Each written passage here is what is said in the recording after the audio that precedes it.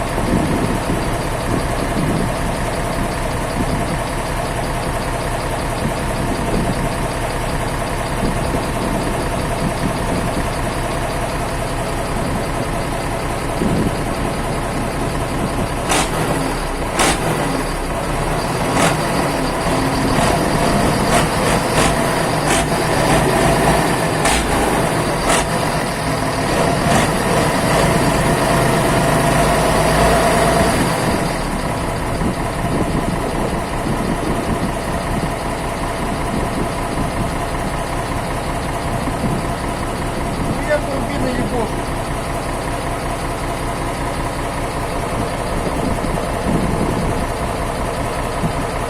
Сейчас все промоется, масло новое залить, я думаю, дымить вообще будет. Так, Он вижу, смазан. Я пока старое масло подгорит. Пока все там вымоет.